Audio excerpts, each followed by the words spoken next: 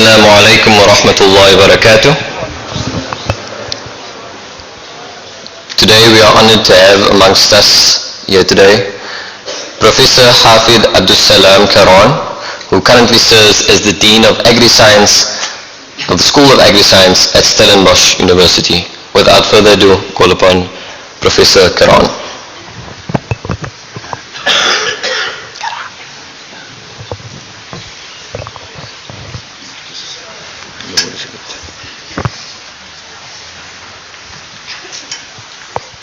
أهلا وسهلا. تعالينا.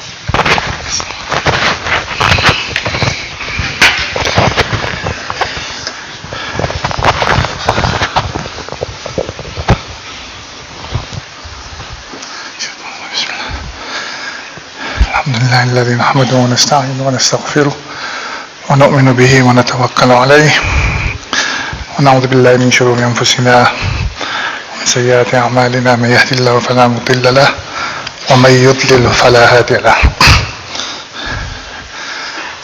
ونشهد أن لا إله إلا الله ونشهد أن محمدا عبده ورسوله.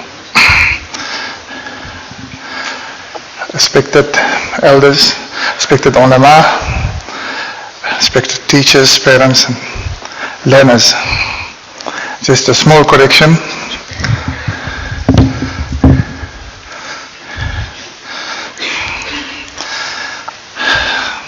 Hafiz must always come before Professor, not the other way around. Unless I had wondered what topic to address with you, in that the past my topics has always been in this venue about inspiring the students to look into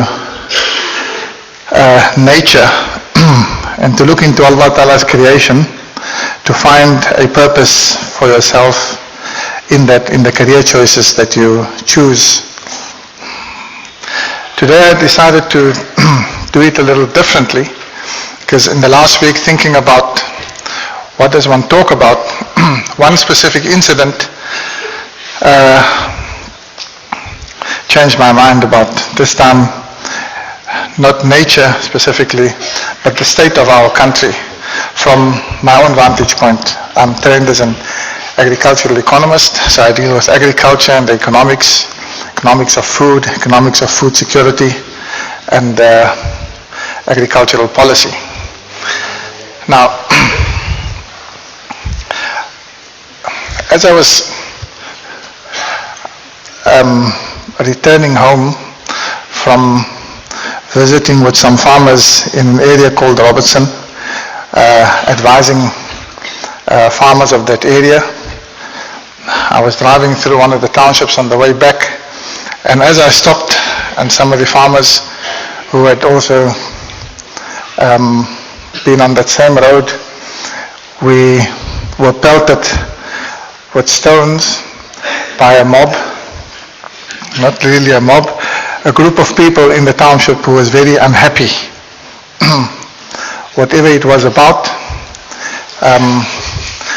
shocked me into a new reality. Not that it's something new that we don't live with every day, but it said that people in our country are extremely unhappy with where the country is. And I look at this specifically from the point of view that I was part of a group of people who wrote a plan for South Africa's future. A future that is better than our present. And I had lived with this wonderful view of where South Africa would end by the year 2030. But present, the future is determined by what happens presently. And presently the country is highly unstable. Because fundamental to our challenge in building a new country, we see it in the National Development Plan, is the twin challenge of poverty and inequality. And of the two, it is inequality often that brings about the instability. And with that said, I'm sitting at the police station trying to report the case. My car is dented, windows have been smashed, and a number of farmers from that area, large commercial farmers, also come to the police station, and the same had happened to them. And I was thinking, that here I'm sitting with people who own the land, who own the wealth of the country, in the same situation, that it doesn't matter that I was not white, that instability and revolution for that matter is indiscriminate. So I had to rethink, did we do our work when we planned for the future of this country in addressing the very fundamental challenges that face us? And the one part of the plan that I had to write was to fix the land question. Now, of probably the most skewed distribution of wealth or resources is the land issue, in that in 94, 87% of land was owned by white people and 13% by black people. And we tried to change that around in many ways through redistribution and restitution, and many of those attempts failed. But to the extent that 20 years later, we've only transferred 20%, so 10% of land from white to black. So it's not successful. No wonder that 20 years later, people are dissatisfied. And probably rightly so. And it's not about the instability of trying to remove the top man in government or in the ruling party. It's about more, much more than that. It's about society showing its dissatisfaction with our current situation. Now, I was taught by my father that if you want to look into the future, you can look further into the future if you can look further into the past. And as the Quran guides us as well, that we have to look into the examples of many societies, their rise and demise, and their lessons to be learnt from that. So I thought I'd take you through this journey of my thinking about how the land question could be fixed as one example of how the inequality in South Africa could be fixed and what guidance the Quran has provided in that regard. Now you can imagine that 30 years ago I was a student like many of you who are in matric and just moving on to a life of education, tertiary education, and I walked into a university at Stellenbosch, which at that stage was all white, and had to learn in those days from the enemy about their industry and about how that operates. And I was fascinated by the passion, especially the Afrikaner people had for their industry. And I was fascinated by the advanced scientific knowledge that they had acquired and were applying to building an industry that provides food for all of us. And I was often worried about the fact that we're not close to their level of science and sophistication in this field, but I saw for myself an important role in that, pioneering the way for our own community to find professions and forms of contribution to improve the plight of humanity by going into all kinds of professions, new disciplines. And my father was the one who always encouraged me to go where no one has gone before, and once you get there, go further. So it was that inspiration that I tackled this new area. But it was daunting because the level of science was fairly advanced. But all the other students were white, and that, not to relate to you my predicament, rather to relate to you the inequality that persists in society and how the daunting task of overcoming that. But I had studied in that field to every depth that I could and discovered that this was not always the way it was. That white people who came here came here not as farmers. They came here as the outcasts of Europe, like everywhere else. In Australia, they were the jailbirds who went there. So it was not the elite, so to speak, who came here. but they had found for themselves a place in agriculture and in the ownership of land over time, over 300 years. How they did that was interesting, because it was not necessarily by way of their knowledge base, but it was by way of power. They took the land. In many cases, they stole the land. You can read into the history, and every person, every South African must know and understand the history, because the injustices of the past is what will manifest today and will continue to manifest in future unless we fix it. They went after the local tribes who were nomadic at that stage to steal their animals from them, to steal their wives and their children from them and enslave them to themselves, and destroyed what pastoral system there was, and the indigenous systems built up over hundreds and hundreds of years of indigenous knowledge and understanding of nature was destroyed gradually as they enslaved people. They went further north and also took the land. I encourage every student who is interested in the agricultural history of South Africa to read the work of Charles van Onselen, written in a book called The Seed is Mine, which is roughly at the turn of the previous century. There were many very affluent African farmers in parts of the Eastern Cape and in parts of the Northwest Province, where they had farmed highly successfully. And this book is called The Seed is Mine because it talks about this history of black sharecroppers, where the whites owned the land but the blacks farmed it. Local people farmed it because they had the knowledge, and the notion was they own the land but we own the seed, the knowledge to farm. But that was also destroyed over time. And this history of a prosperous black agriculture, prosperous for its times, was completely destroyed.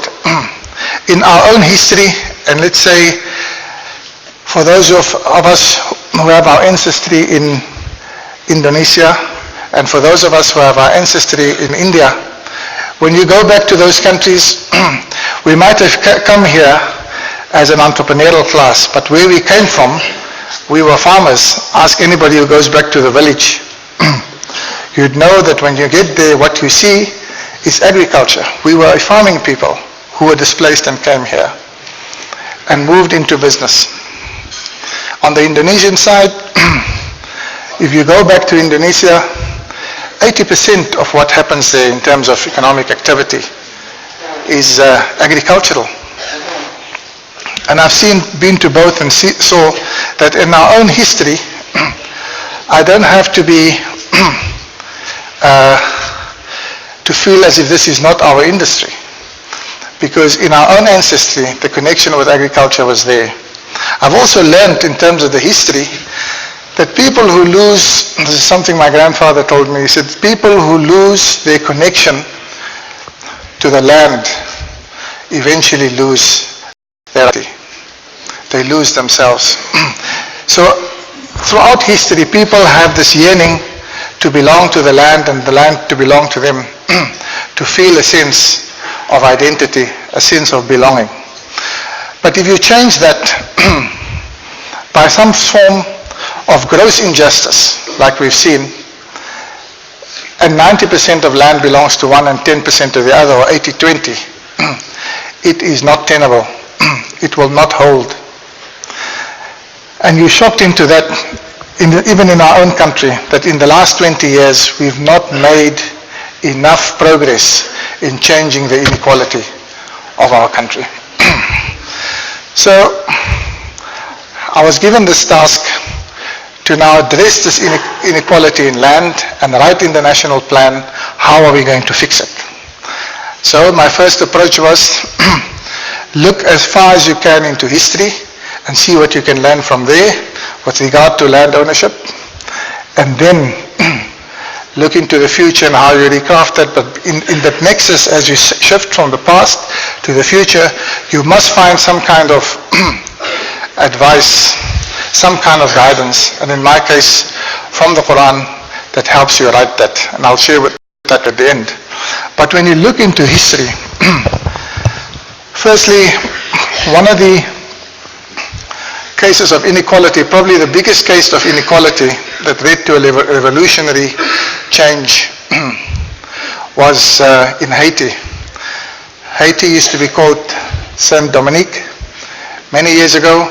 This was before the 1800s. Now Haiti, for those of you who know it, shares an island with the Dominican Republic. On the one side is the Dominican Republic, on the other side is Haiti. And the Dominican Republic is, from an agricultural point of view, poorer than the Haitian side, because it has less rainfall because of the direction that the wind blows in. So the Haitian side is much richer in agricultural potential, and the Dominican Republic is much poorer. However, if you go there today, you'll find that the Dominican Republic is richer and Haiti is the poorest country in the world. So what happened? It was a land issue. But land coupled with injustice. Haiti had a revolution in 1871. In 1791. They had a revolution where the slaves revolted. There was an insurrection and they defeated the French landowners. The French took over from the Spanish, and the French were the rich, the elite, and they owned all the land. And the slaves did not own the land. They were enslaved, and they were very harshly dealt with. If you go and read the stories and the accounts and the reports written by the French governors to France in how they treated the slaves, it was atrocious. So a revolution was on the cards, but how did it happen? Because there's some parallels to us. It was not the slaves who rose up in a revolt against their masters, so to speak. It was not them. The French and the Spanish had descendants with slave women, and a whole community of mulattoes is what they call them, and we would say colored people, was established there. So roughly 40,000 Europeans, roughly 30,000 mulattoes, and roughly 450,000 slaves. And at that stage, at the turn of that century, Haiti was the biggest producer in the world of sugar, and it was the richest of all the colonies of all European nations. In the historical accounts, they talk about every year, 300 ships departed from Haiti to take sugar to the north. So it was rich. How does the richest colony become the poorest nation of the world? So what happened was, as I said, it was not the slaves who revolted. The revolt came from the mulattoes, who felt neither accepted on the European side or on the African side. And they went because they were the favored amongst the locals, they were favored by the French in a way. So they wanted the vote, and the French wouldn't give them the vote. So when they didn't get the vote, they started to revolt. You can read the history of Raymond Julien and a person called Auger who revolted, and they caught Auger. And they killed him on the wheelbarrow. You know, they used to put you on a wheel and pull your body apart, and then beheaded him. And that caused a revolution, because the slaves then saw this, and the slaves and the mulattoes united, and almost 500,000 of them stood up against the 400,000 French, and did not only defeat them, they murdered them, and not one European was left alive. They murdered them completely, wiped them out. And then they said, now the land is ours. We were the slaves, now we own the land. And they cut up the land of the previous elites or the previous owners, and each slave got a piece. And they thought we were the richest at this stage, now we can have our own economic future. And France then introduced a penalty, because there were sanctions and so on, and France said to them, if you want us to recognize you, you will pay a penalty. Can't remember the exact figure, but it was something like 150 million franc in gold. So they had to pay these reparations, but they couldn't afford the reparations. Until close to 1950, 1947, they had to continue to pay the reparations that brought them to their knees. In other words, from the year 1805 till 1947, they had to pay every year to France reparations, and that destroyed their economy. And today they're the poorest nation of the world. They inherited the land, they had the skills to farm, but everything else was against them. So you might take the land and own it, but it's no recipe for success. In fact, it can be a recipe for disaster. So I looked at that and said, maybe what we should do in South Africa, because your first inclination is, well, take the land from the white man, give it to the black man and say, this is what you deserve, this should be yours. But I had this thing of Haiti in my mind and said, that by itself is not the solution. But we have to avoid that. But the best example, and there's several others, but the best, because it comes from our own history, is the example of Al-Andalus, the example of Spain. Now, you know the story, but it's good for the children to listen to it again, to the learners to listen to it again. It was the year 711 when Tariq bin Ziyad crossed the Mediterranean, landed on the other side, burnt his boats, and said, we are here to bring, not Islam, to bring justice. Because we were invited by the Protestants who were persecuted by the Catholics to help them against the Catholics. And he went forth and conquered Spain. It's a long story. 711. Now if you jump from 711 to the year 1492, that is the year of the Treaty of Granada, where the Muslims were defeated and the Catholics took over again, the so-called Reconquista. So they reconquered Spain and the Muslims were left there. And from 1492 to 1609, I might have the date slightly incorrect, but I think 1609, when they all had to be banished from there. And it's important to listen to the story, what happened. That it happened is important. Why it happened we'll come to later. So 711, and we had advanced, we came there as children of slaves from North Africa, and advanced to become the elite. And by the turn of the 15th century, Islam in Spain had reached its height. We were governing, we owned most of the land, we farmed, we were the farmers, we were the business people, and so on. And the upper echelons of society, from people who arrived to that shore, we came to be the governors and the elite and the people who owned most of the wealth. And then it turned around. The Reconquista started.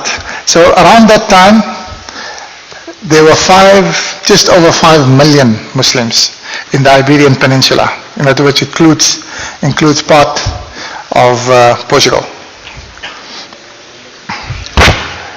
What happened? So the Reconquista started. It was time of Philip II, and they wanted to get rid of Islam completely. but the process is interesting. So the first thing that happened is they, the fighting started, of course, and then came the fall of Granada. Now remember, in Spain, the Muslims were in Granada, we were in Aragon.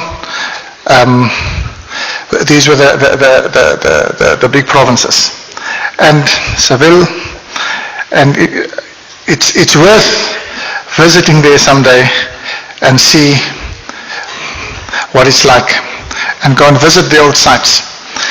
But so in the year 1492, Granada falls, and they make a peace treaty.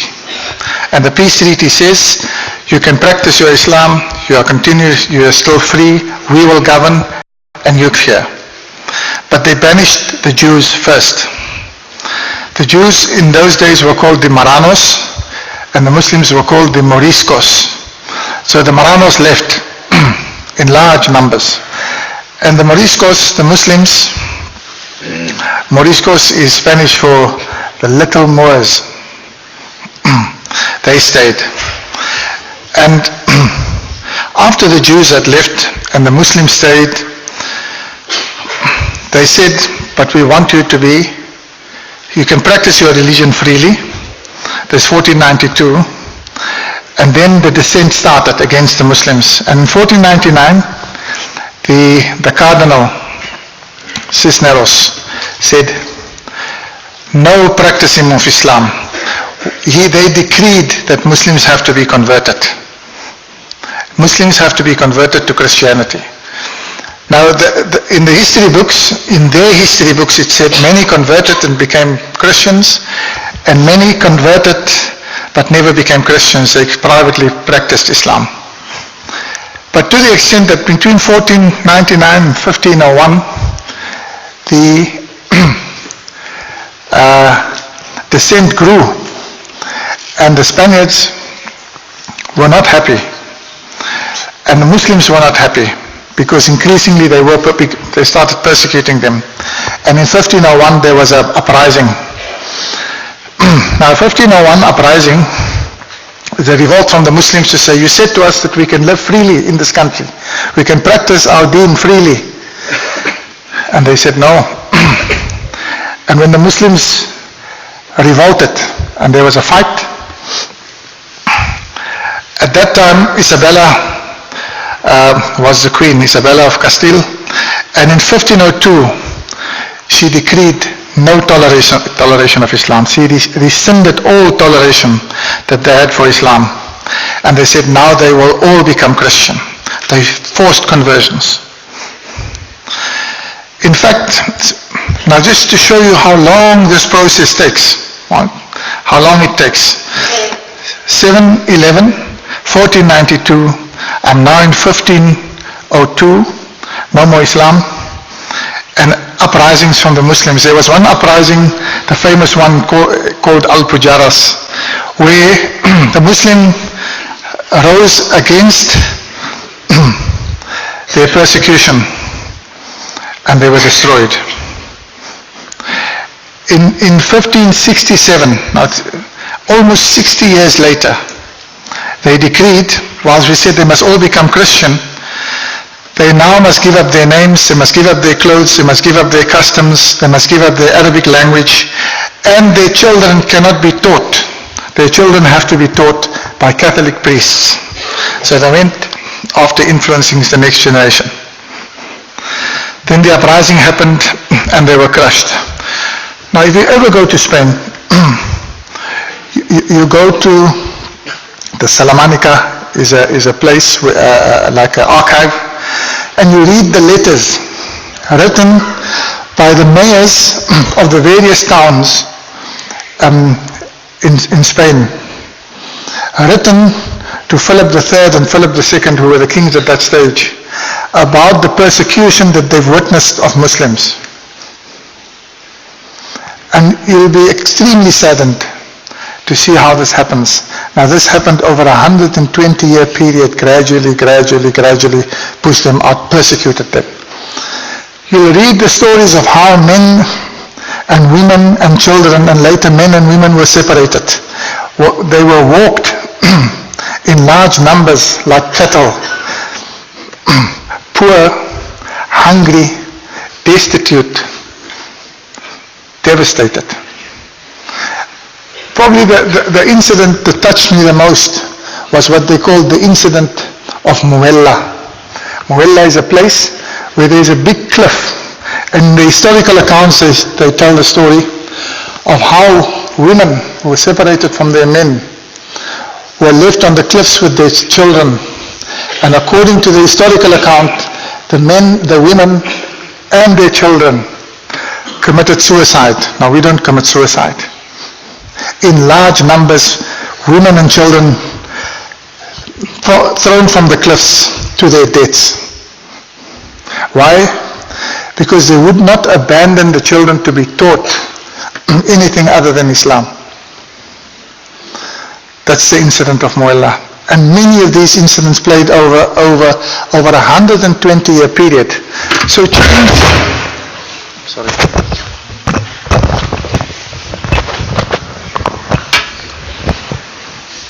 So change does not happen in 1, 2, or 10 years. It sometimes takes 100 years gradually. By that time, the Muslim numbers had dwindled from over 5 million to 500,000 as they left to other parts of the continent and to North Africa. But some remained and said, well, we are Spaniards. We belong here. This is our place. We don't know any other mother country. And they stuck it out and went through all these persecutions until in 1609 Philip III ordered the complete expulsion of all Muslims. And his expulsion read as follows: they must depart under the pain of death and confiscation without trial or sentence. Take them with no money, no bullion, no jewels, no bills of exchange, just what they could carry. At that stage, the number was roughly 300,000, 4% of the population. And in 1506, and there are some pictures, some paintings to be seen in Spain, the Moriscos, the Muslims, were expelled completely. And they were driven to the shores, loaded on ships, and told to leave. Now, let me read you, if you want to read this history in detail, you read Matthew Carr, who writes a book called Blood and Earth, Blood and Faith. He says, poignant and often tragic scenes unfolded as the Moriscos were brought to the waiting ships. One old man arrived in Valencia, declaring his wish to be buried on Muslim soil, but dropped dead while boarding his ship. Other Moriscos died of hunger and exhaustion before leaving the shore. Some parents became separated from their children in the confusion. Others left their children behind with local Christians. Departure of the Moriscos from the port of Valencia. A Morisco father can be sent kneeling to say goodbye to his young daughter, who is standing with a Christian family. There were many such farewells as the exodus continued. Even the Moriscos were boarding their ships. As they were boarding their ships, priests, monks, and zealous Christians pleaded with them to leave their children behind so they can be brought up as Catholics. Many were personally persuaded to leave their children or had them kidnapped for their so-called spiritual salvation. Some Moriscos gave in to these opportunities because they felt unable to take care for their children, but others defiantly refused, such as a Morisca, a woman, who gave birth on the docks, and then embarked with the infant in her arms on a harsh, windy, and very cold day, according to a report by the Valencia Inquisition, and ignored the Christians who begged her to leave her baby with them. This is the year 1506.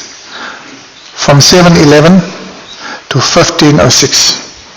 How long is that? almost 800, if not more, years. So history takes a long time to come full circle.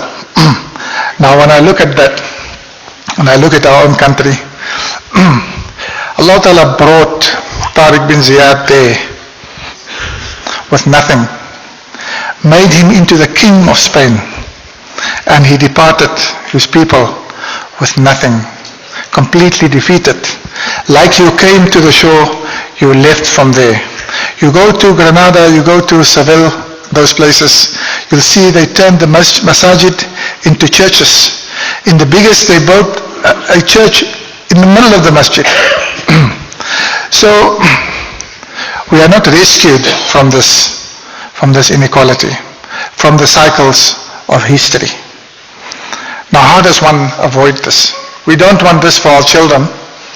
We don't want our grandchildren to be subjected to the injustices that's continuing in our country, that comes from our history. And again, it doesn't matter whether you're on the right or the wrong side of history. History punishes everybody. So I went with this story and I have to write, what do I say, how do we fix this land problem? And I go to my father, I say to him, can you give me some advice? Because by now this heavy burden of what can happen historically to a society is on me, and I have some influence to change this, and I have to write something in the plan that says, how do you change this? The easy one is to say, well, then take the land and give it back. But then I have Haiti as an example. And remember, at your top stage, you're always the elite.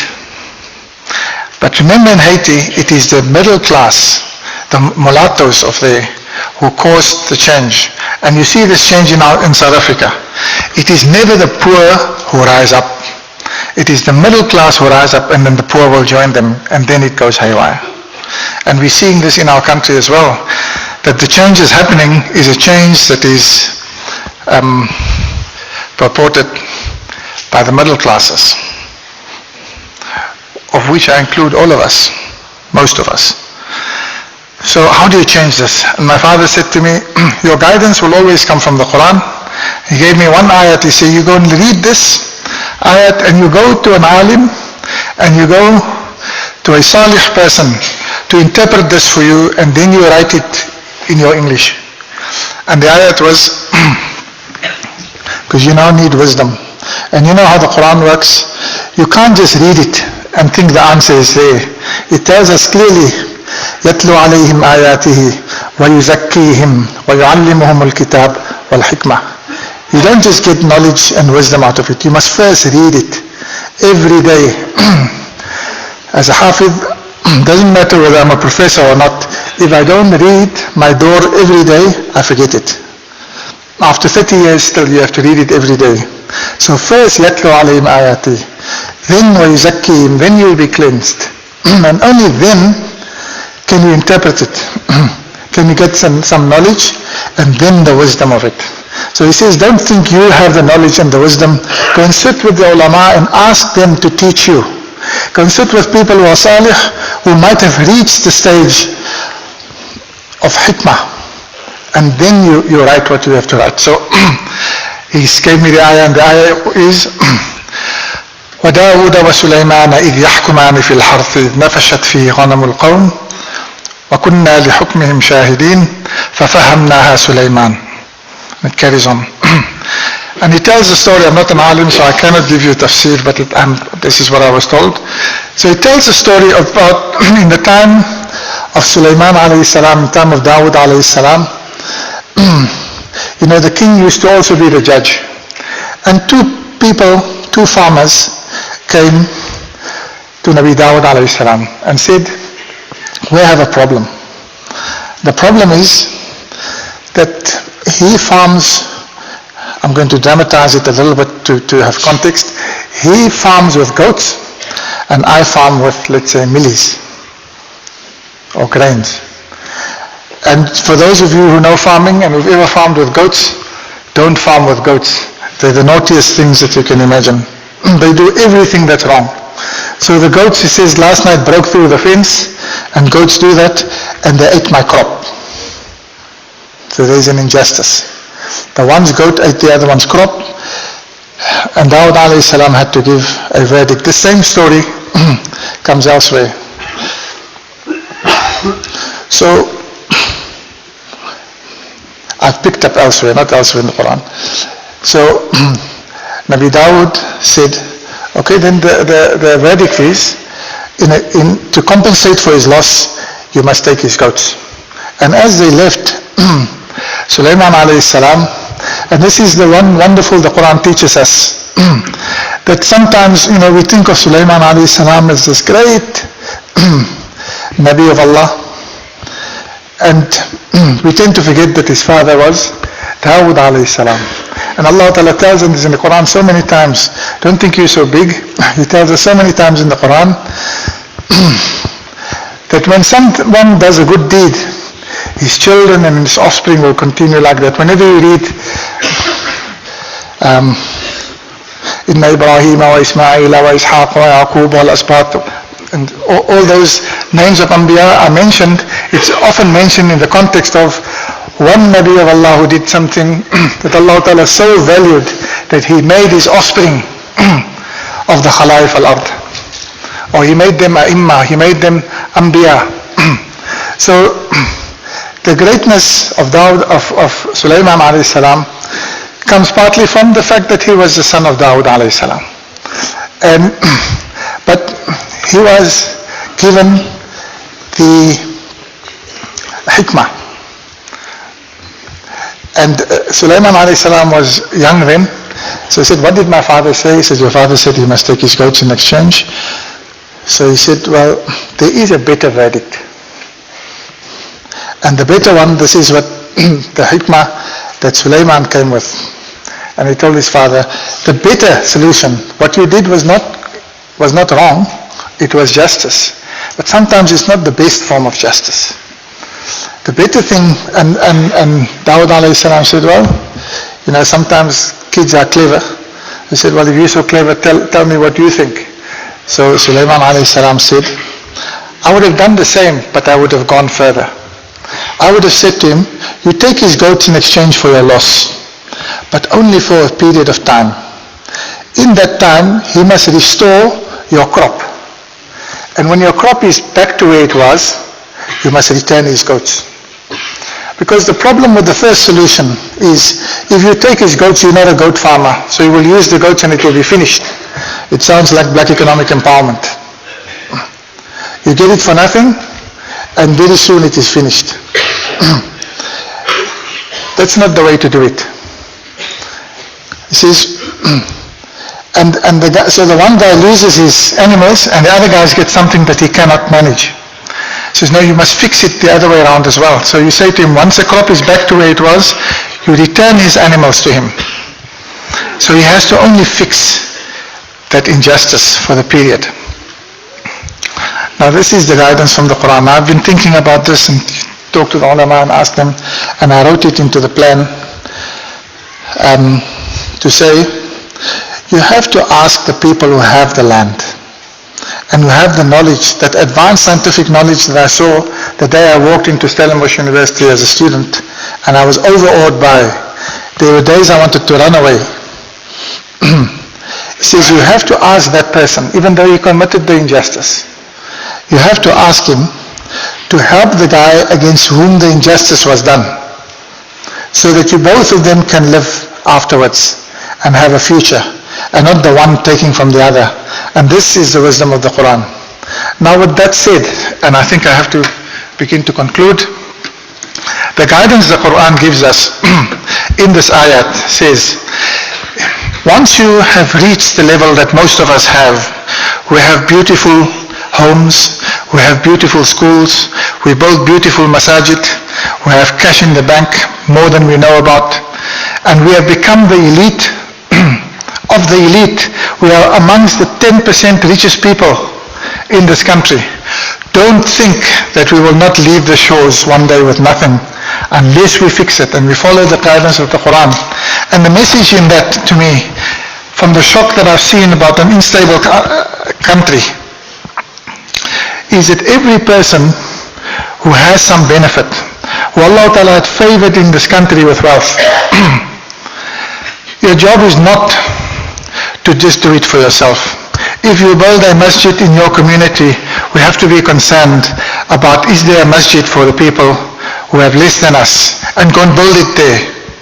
If you have built a wonderful school in your own community, you cannot say, I've achieved what I had to. You go to the poorer communities and you go and build a school there for them, and take the system there as you help develop them. If you have a flourishing business yourself, you have to take someone who has less than you, who are poor, downtrodden, who have a small spaza shop in the township, and say to him, come, I will help you become as successful as myself. This is the wisdom of Sulaiman alayhi salam. Hazrat Allah Ta'ala give us that opportunity to, before history catches us, to be able to change it based on the advice that the Quran has given us, so that we can all, ourselves, our children, our grandchildren, and generations to come, have a future in this country and not be banished, so that we learn from the history of the past, and that we do that not on the basis of our own logic, of our own understanding, or on the bravado of what we have achieved as a community, but rather on the quality of our contributions. And the quality of our contributions must lie in all fields of science, all fields of life, all fields of business, so that we share what we have with those who have less than us. We also ask Allah Ta'ala, with Ramadan approaching us, that He gives us the opportunity, He favors us with the opportunity of not only reading the Quran. You'll read the Quran in Ramadan, but He takes us from reading to cleansing to knowledge and to wisdom in our lifetime, inshallah. That the Quran be our guidance. Wishing you a Ramadan Kareem and a Ramadan enriched by the Quran. And when you read the Quran, can I say, it's a bit of advice as a hafiz, don't just read how much you want every day. Read in a programmed fashion. At certain times, define quantities, set yourself targets to continue reading it. And with that, يَتْلُو عَلَيْهِمْ آيَاتِهِ, we'll get وَيُزَكِّيهِمْ ويعلمهم الكتاب والحكمة وإن كانوا من قبل لفي ضلال مبين. فلله الحمد رب السماوات ورب الأرض رب العالمين وله الكبرياء في السماوات والأرض وهو العزيز الحكيم. سبحان ربك رب العزة عما يصفون وسلام على المرسلين والحمد لله رب العالمين. MashaAllah, we say shukran to Hafiz al-Quran, Professor Abdul Salam Karan for his talk here today. He's the Dean of the School of Agri-Science at Stellenbosch University and the nephew of Maulana Ali Adam. May Allah allow him to continue to educate and inform, inshallah. On Saturday the 20th of May, tomorrow, there will be a youth program in Masjid Al Furqaan. The program will run from Dhuhr up until Isha Salah, where meals will be served as well. All youth are welcome, and we pray for the success of this program, as it is targeted for all youth residing in Cape Town. We have also been asked to make dua for Shumiz Johadin, the elder sister of Mrs. Otto, who is currently sick in hospital. May Allah grant her and all those who are sick shifa and kamila, inshallah. Shukran, wassalamu alaikum wa rahmatullahi wa barakatuh. I can just ask the brothers to stand following to fill all the gaps, inshallah. There are a few people standing outside. There are space inside. Jazakumullah khairan. And especially the corners, inshallah, can we fill it now already?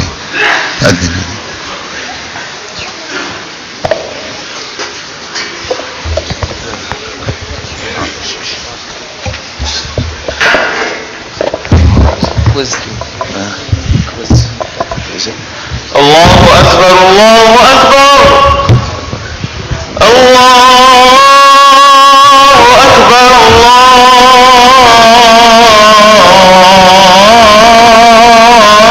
Allahu Akbar. Ashhadu an la ilaha illallah.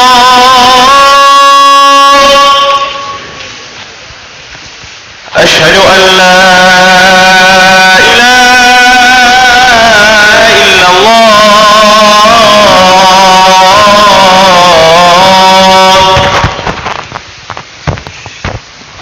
أشهد أن محمدا رسول الله.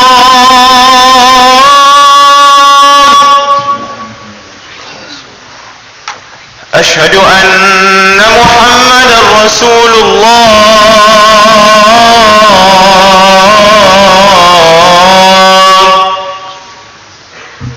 حي على الصلاة.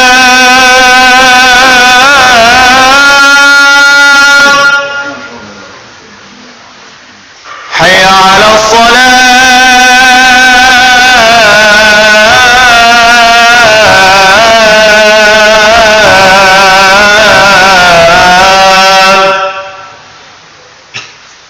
حي على الفلاح.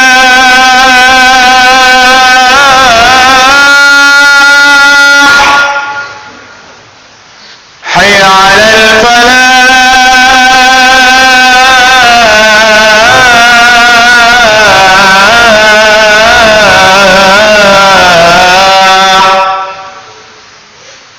الله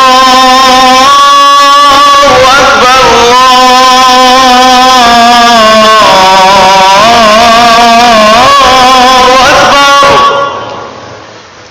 لا إله إلا الله.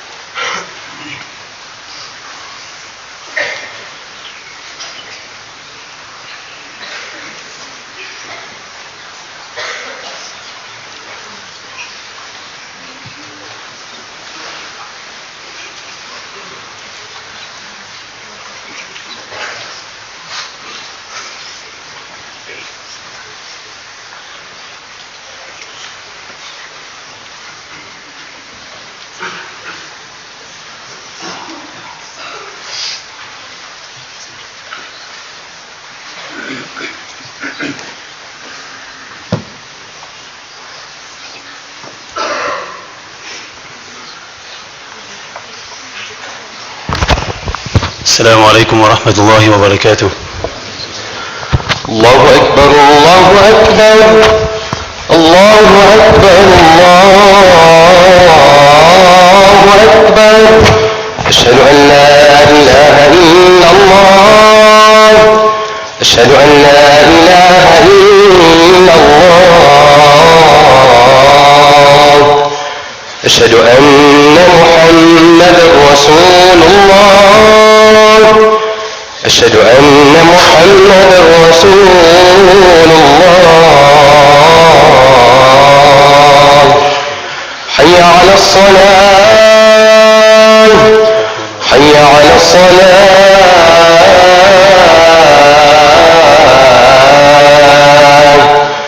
حي على الفلاح حي على الفلاح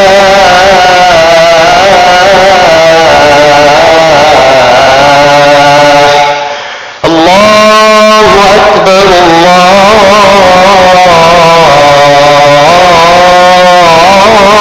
أكبر لا إله إلا الله.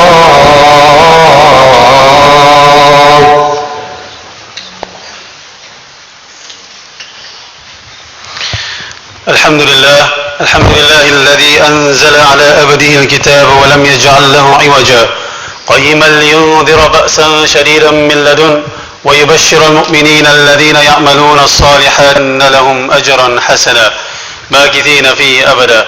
أشهد أن لا إله إلا الله وحده لا شريك له وأشهد أن سيدنا ومولانا محمدا عبده ورسوله صلى الله عليه وعلى آله وأصحابه وأتباعه. أما بعد، فيا معشر الإخوان، إن أهم الكتب كتاب الله الديان عليه مدار الهداية والإيمان، فاهتموا بتعلمه وتعليمه وحفظه وفهه، فإنه هو الفرقان بين الحق والباطل. فيا أيها الخلان، عليكم بتلاوة القرآن. وقد قال رسول الله صلى الله عليه وسلم: خيركم من تعلم القرآن وعلمه. وقال عليه الصلاة والسلام: من قرأ القرآن فاستظهره فأحل حلاله وحرم حرامه أدخل الله الجنة وشفعه في عشرة من أهل بيته كلهم فقد وجبت لهم النار. أعوذ بالله من الشيطان الرجيم.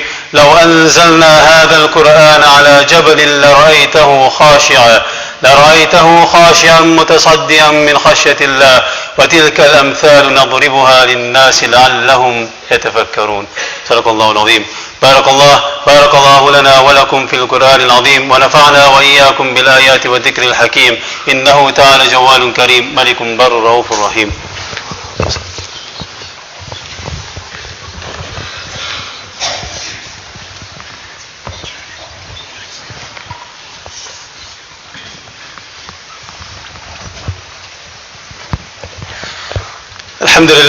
الحمد لله نحمده ونستعينه ونستغفره ونؤمن به ونتوكل عليه، ونعوذ بالله من شرور أنفسنا ومن سيئات أعمالنا. من يهده الله فلا مضل له ومن يضلله فلا هادي له. ونشهد أن لا إله إلا الله وحده لا شريك له، ونشهد أن محمدا عبده ورسوله الذي أرسل بالحق بشيرا ونذيرا بين يدي الساعة. من يطع الله ورسوله فقد رشد، ومن يعصهما فإنه لا يضر إلا نفسه ولا يضر الله شيئا. أعوذ بالله من الشيطان الرجيم. إن الله وملائكته يصلون على النبي يا أيها الذين آمنوا صلوا عليه وسلموا تسليما. اللهم صل وسلم وبارك على سيدنا محمد وعلى آله وأصحابه وأزواجه وذريته. قال النبي صلى الله عليه وسلم: أرحم أمتي بأمتي أبو بكر، وأشدهم في أمر الله عمر، وأصدقهم حياء عثمان، وأقضاهم علي، وفاطمة سيدة نساء أهل الجنة، والحسن والحسين سيدا شباب أهل الجنة. اللهم اغفر للعباس وولده مغفرة ظاهرة وباطنة لا تغادر ذنبا. الله في أصحابي لا تتخذهم غرضا من بعدي، فمن أحبهم فبحبي أحبهم، ومن أبغضهم فببغضي أبغضهم. وخير القرون قرني ثم الذين يلونهم ثم الذين يلونهم. اللهم أعز الإسلام والمسلمين، اللهم أعز الإسلام والمسلمين، اللهم أعز الإسلام والمسلمين، وأذل الشرك والمشركين، ودمر أعداءك أعداء الدين. اللهم انصر المجاهدين في فلسطين، اللهم انصر المجاهدين في سوريا، اللهم انصر المجاهدين في الأفغان. ربنا تقبل منا إنك أنت السميع العليم، وتب علينا واغفر لنا يا مولانا إنك أنت التواب الرحيم. اللهم اغفر للمسلمين والمسلمات والمؤمنين والمؤمنات الأحياء منهم والأموات برحمتك يا أرحم الراحمين. عباد الله رحمكم الله، إن الله يأمر بالعدل والإحسان وإيتاء ذي القربى وينهى عن الفحشاء والمنكر والبغي يعظكم لعلكم تذكرون. فاذكروا الله العظيم يذكركم، واشكروه على نعمه يزدكم، واسألوه من فضله يؤتكم، ولذكر الله أكبر والله يعلم ما تصنعون. أقيموا الصلاة. Just straighten the rows من فضلك. Stand shoulder to shoulder, make sure the gaps are full.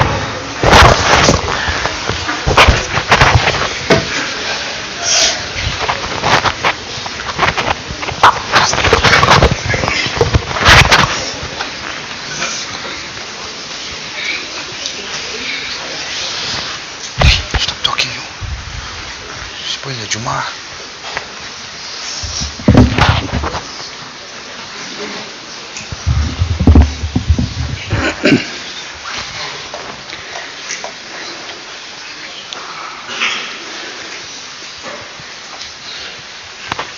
Corners on your left hand side, brothers. Lots of space there. Can we fill it, min fadli?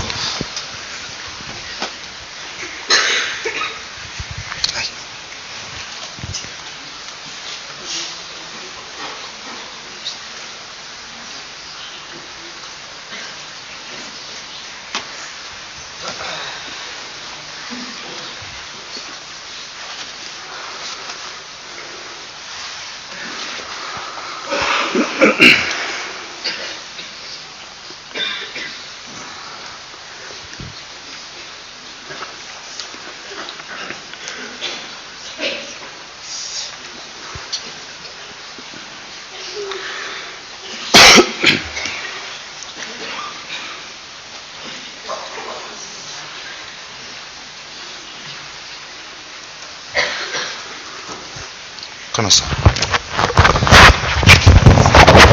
الله أكبر الله أكبر أشهد أن لا إله إلا الله أشهد أن محمدا رسول الله حي على الصلاة حي على الفلاح قد قامت الصلاة قد قامت الصلاة الله أكبر لا إله إلا الله لا إله إلا الله محمد رسول الله صلى الله عليه وسلم. استووا واعتدلوا استووا صفوفكم فلا تختلفوا. Straighten the rows, heels on the line. الله أكبر.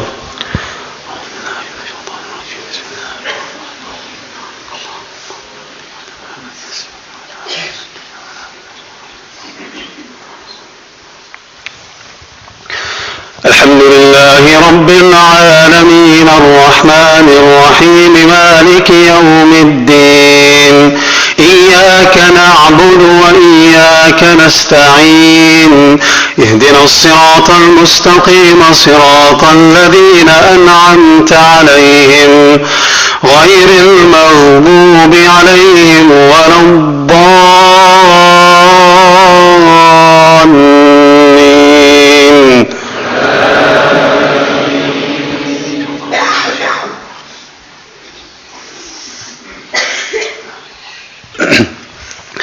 ألم تر كيف فعل ربك بأصحاب الفيل ألم يجعل كيدهم في تضليل وأرسل عليهم طيرا أبابيل ترميهم بحجارة من سجيل فجعلهم كعصف مأكول. الله أكبر.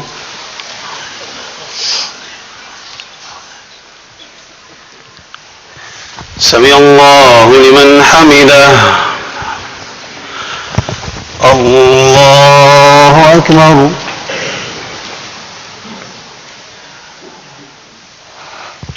الله أكبر.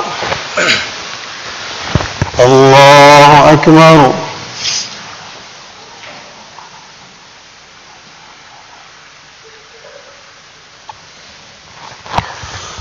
الله أكبر.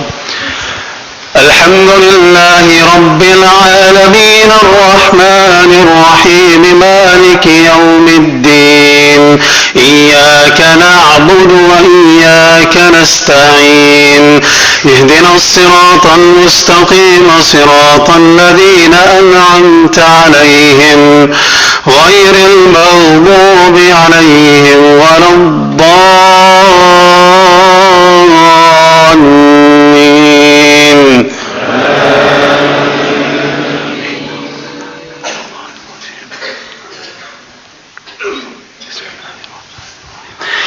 قل هو الله أحد الله الصمد لم يلد ولم يولد ولم يكن له كفوا أحد. الله أكبر.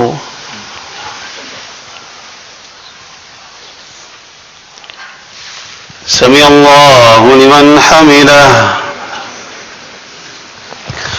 الله أكبر.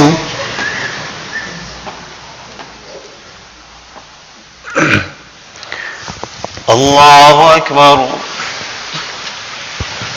الله أكبر.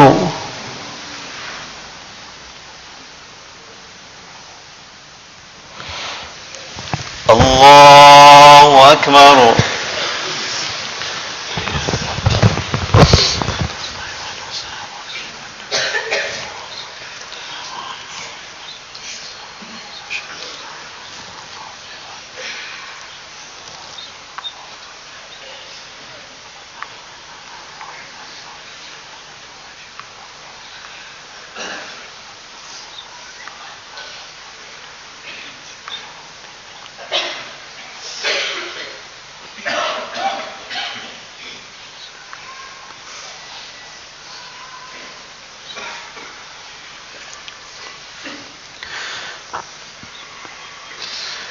السلام عليكم ورحمة الله. السلام عليكم ورحمة الله. استغفر الله استغفر الله استغفر الله. الله أكبر الله أكبر الله أكبر. استغفر الله العظيم والتواب الرحيم الذي لا إله إلا هو الحي القيوم ونتوب إليك ونسألك توبة ومغفرة هداية لنا إنك أنت التواب الرحيم. بسم الله الرحمن الرحيم. الحمد لله رب العالمين والصلاة والسلام على أشرف الأنبياء والمرسلين نبينا ومولانا محمد صلى الله عليه وعلى آله وأصحابه أجمعين. اللهم أنت السلام ومنك السلام تباركت ربنا وتعاليت يا ذا الجلال والإكرام. سمعنا وأطعنا غفرانك ربنا وإليك المصير. اللهم أعنا على ذكرك وشكرك وحسن عبادتك. اللهم أجرنا من النار وأدخلنا الجنة مع الأبرار يا عزيز يا غفار يا رب العالمين. اللهم يا رب الناس أذهب البأس اشف أنت الشافي لا شفاء إلا شفاءك شفاء لا يغادر سقما. وقال تعالى وننزل من القرآن ما هو شفاء ورحمة المؤمنين يزيد الظالمين إلا خسارا. اللهم اغفر لهم وارحمهم وسكنهم في الجنة. اللهم اغفر لهم وارحمهم وروحهم في الجنة. اللهم اغفر لهم وارحمهم وادخلهم في الجنة. وصل اللهم على سيدنا محمد النبي الأمي وعلى آل سيدنا محمد وأصحابه وبارك وسلم. سبحان ربك رب العزة عما يصفون وسلام على المرسلين والحمد لله رب العالمين.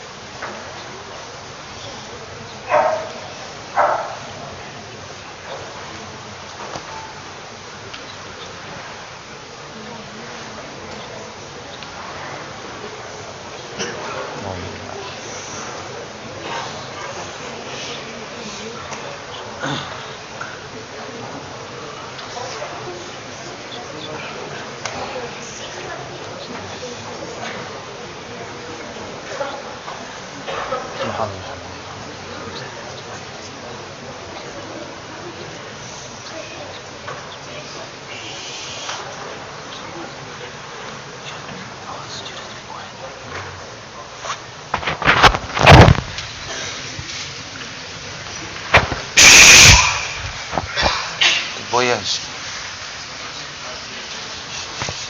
Stop talking there, man.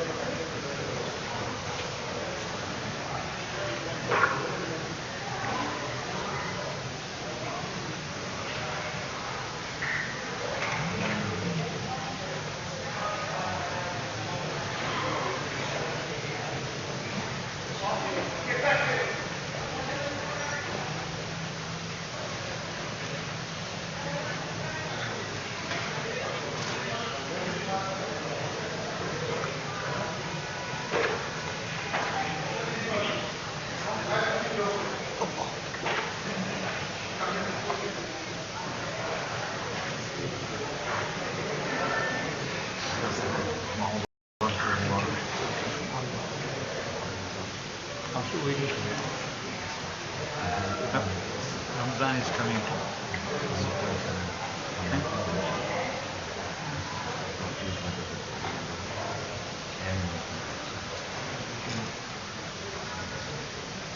That's when you can do it. We need to do it before Ramzan. No, that's a bit conservative.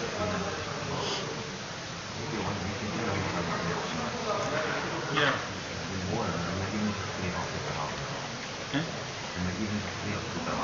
You mean you do it after the quite a few places with Yeah. What time Tarawih? Tarawih for 8. It'll take us 2 hours. But you have no signal here. Karamat is closed. Yeah, they're open now.